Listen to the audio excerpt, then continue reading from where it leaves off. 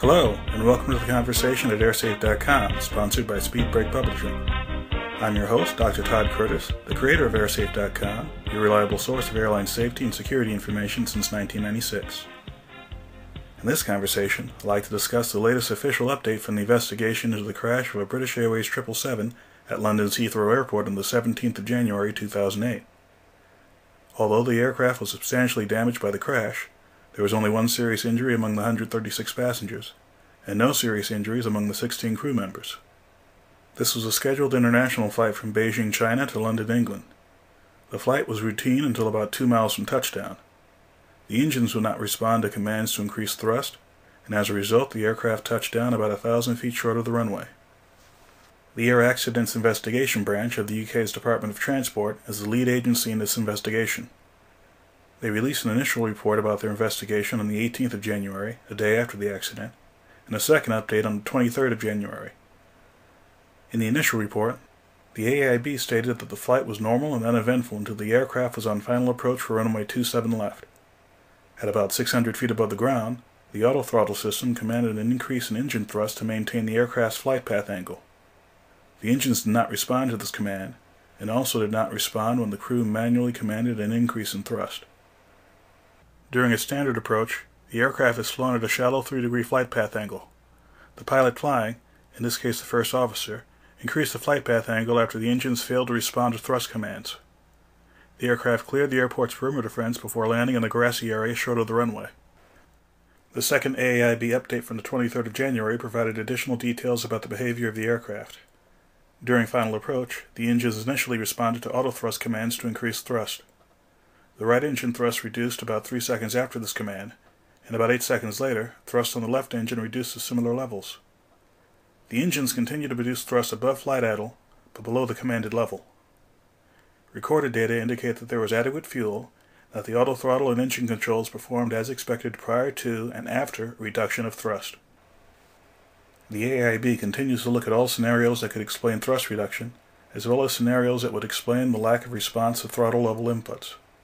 The AAIB is also performing a detailed analysis and examination of the complete fuel flow path from the aircraft tanks to the engine fuel nozzles. The AAIB is also closely cooperating with Boeing, Rolls-Royce, and British Airways, all of whom have representatives within the investigation team. The investigation is still in its earliest stages, and many possible explanations for the accident still exist. The investigation may exclude some possibilities, but further investigation may reveal others.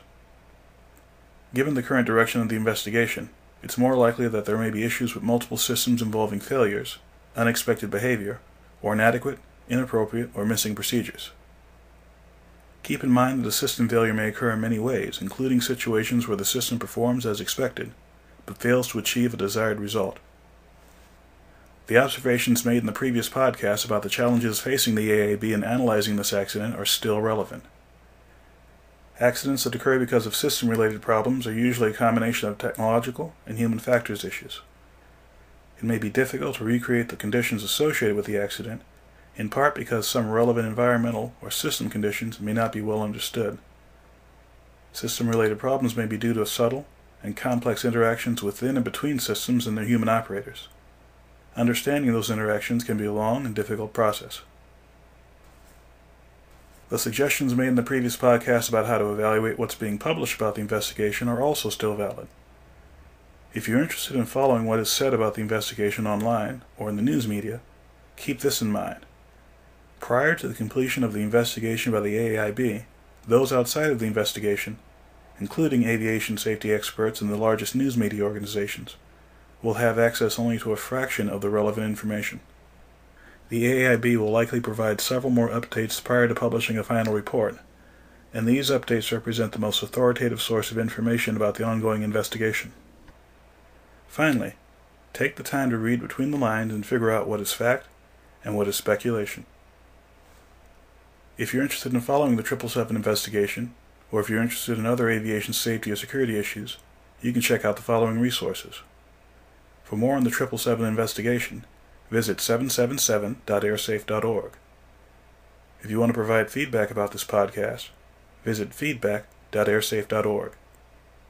For other airline safety and security podcasts, visit podcast.airsafe.org.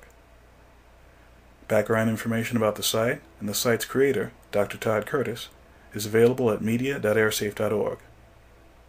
I'll be back with some final thoughts after this brief message.